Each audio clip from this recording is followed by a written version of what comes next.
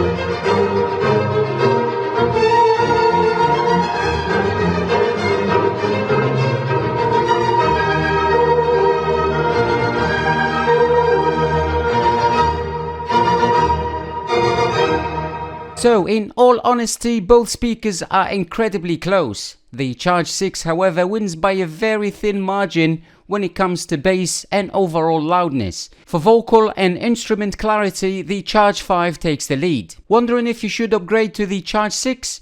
In my opinion, only consider it if you find a really close deal. Otherwise, stick with the Charge 5, as the improvements aren't substantial. In the next video, I'll be testing which speaker offers longer playtime and which provides better Bluetooth range for stable playback. I'll also go through their build quality to assess their potential longevity.